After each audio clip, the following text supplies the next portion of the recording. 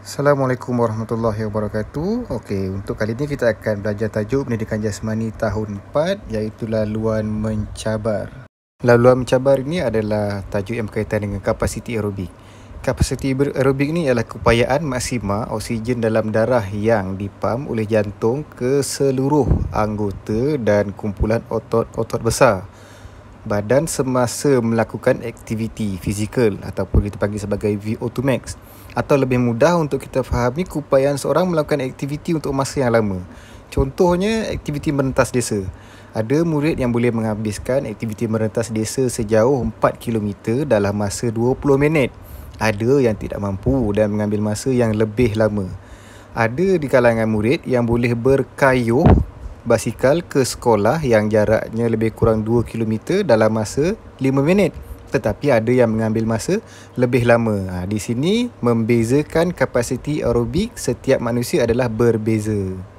Tajuk hari ini, murid-murid boleh merujuk buku teks muka surat 66, di mana di muka surat 66 terdapat aktiviti laluan mencabar iaitu kembara di hutan, di mana sekumpulan murid-murid dibawa memasuki kawasan hutan dan melakukan beberapa aktiviti yang berbeza sepanjang laluan. Sepanjang laluan, murid-murid akan berjalan melalui beberapa halangan seperti jalan yang tidak rata, mendaki bukit, menuruni bukit. Semasa melakukan aktiviti ini, murid-murid kebiasaannya akan mempunyai kadar nadi yang berbeza untuk setiap seorang.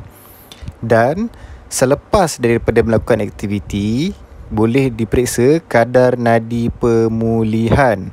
Semakin tinggi kadar nadi pemulihan bermaksud semakin tinggi kapasiti aerobik seseorang murid.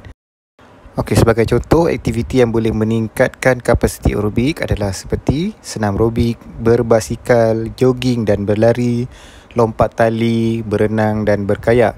Dan harus diingat, aktiviti ini mesti dilakukan 30 minit ke atas untuk meningkatkan kapasiti aerobik. Kapasiti aerobik mempengaruhi kadar nadi pemulihan. Murid yang mempunyai kadar nadi pemulihan yang cepat mempunyai tahap kapasiti aerobik yang tinggi. Bermaksud semakin cepat kadar nadi pemulihan, semakin baik kapasiti aerobik. Ini dapat dilihat perbezaan di antara murid dengan murid yang lain semasa melakukan aktiviti yang sama dengan intensiti yang sama. Ada murid yang akan lebih cepat berasa penat.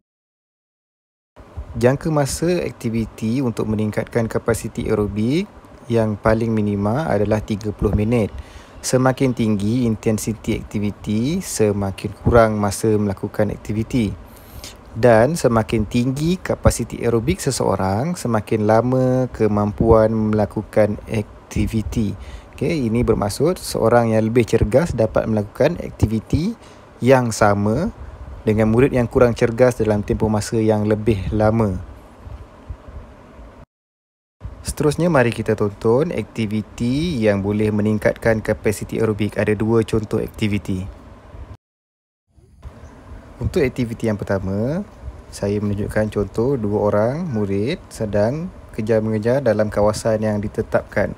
Ini akan meningkatkan kapasiti aerobik berdasarkan mereka akan mengejar antara satu sama lain.